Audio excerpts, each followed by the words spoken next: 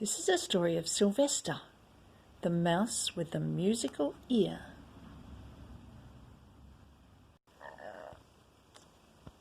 The book was written by Adelaide Hole, and the pictures were made by N.M. Bodecker. Sylvester was a country mouse. He lived in a grassy meadow, and there were lovely sounds all around him. On the north there was a little road where birds fluttered in the dust and made little chirping sounds. On the south there was a lovely woods where the meadowlarks sang and sang.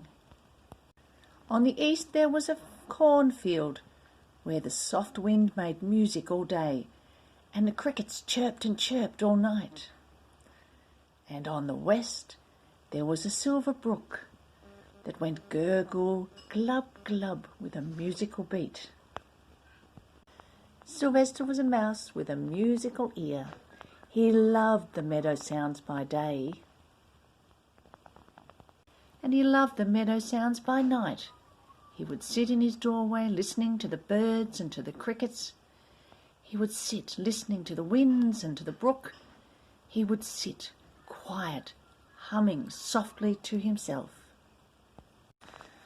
But one day men from the city came. They dug up the little road on the north and made a big highway.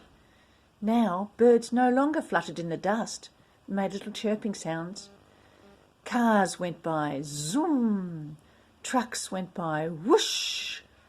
Sylvester no longer heard the music of the birds. And soon down the big highway the city began to come closer. One day men came and cut down the lovely woods on the south. They put up rows and rows of houses. Now the meadowlarks no longer sang in the woods. The meadowlarks went away to sing and sing in another place. And the city came closer and closer. Men came once more and they cut down the cornfield on the east. And they put up rows and rows of shops. The crickets went away to chirp, chirp in another cornfield. And Sylvester no longer heard the winds above the city noises. The city came closer and closer. Men came again. They dug up the silver brook on the west. Now it no longer went gurgle, glub, glub with a musical beat. And Sylvester no longer sat in his doorway humming softly to himself. He just sat listening to the zoom of the cars and the whoosh of the trucks. One day men came with a big bulldozer. They dug up the grassy meadow. They dug up Sylvester's house. They even dug up Sylvester. "I am no longer a country mouse. I am a city mouse," he said. "I shall find another home." And away he went. There were many places in the city, but no place was just right for a mouse with a musical ear.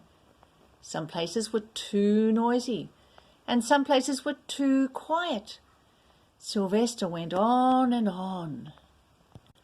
All at once he heard lovely sounds.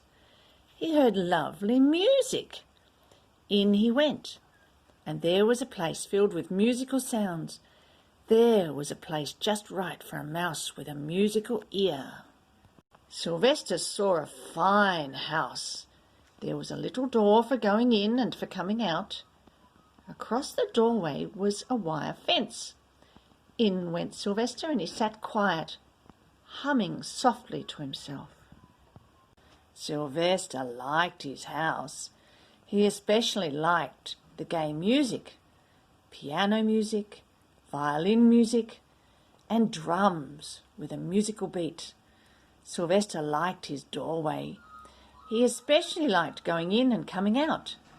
When he went across the wire fence, he made lovely sounds. Plink, plink, he made music.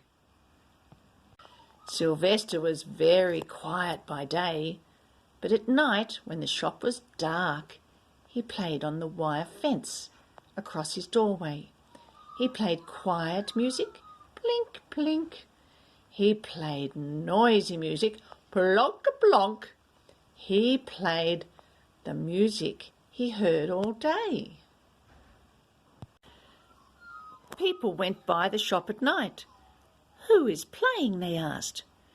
"Who plays music in your shop at night?" they asked the shopkeeper. One night the shopkeeper listened in the dark. He was very quiet. Sylvester came softly to his door. He began to play. Plink, plink, plink. The shopkeeper heard the music. It came from the guitar on the shelf. But in the dark he did not see Sylvester. "It's a magic guitar," he cried. "A magic guitar that plays by itself." Soon people heard about the magic guitar. They stood outside the shop at night and listened. They went inside the shop by day and looked. But nobody would buy the guitar. Nobody would buy a magic guitar that played by itself. Far away in the west, Tex heard about the magic guitar. Tex loved music. Tex loved to sing, but Tex did not have a guitar. "Guitar is just what I need," said Tex, "especially a magic guitar that plays by itself." Away to the city went Tex. He travelled a long, long way. He travelled along, singing as he went. Finally he came to the city. "Where can I find the magic guitar?" he asked. Tex found the magic guitar. He bought the magic guitar. Tex was very happy. Tex set off for the west with his magic guitar. He travelled along, singing as he went. Inside the guitar was Sylvester, sound asleep. Tex stopped at night to rest in a grassy meadow. It was very dark and very quiet. All at once Tex heard music. Plink, plink, plonk, plonk, plonk, plonk. Tex sat up, and there was Sylvester. "It's not a magic guitar," cried Tex. "It's a magic mouse. A mouse with a musical ear." Sylvester stopped playing. He saw the lovely grassy meadow. He heard the lovely country sounds. He looked and looked at Tex. At once he and Tex liked one another. They became great friends. Sylvester went home with Tex. He played the guitar while Tex sang. They made lovely music together. People came from far away to listen. They travelled together here and they travelled together there. They made soft music and noisy music. Sylvester travelled inside his fine house, and sometimes at night he would sit quiet in the doorway, humming softly to himself. Sometimes he was a city mouse, and sometimes he was a country mouse, but at all times he was a musical mouse, a mouse with a musical ear.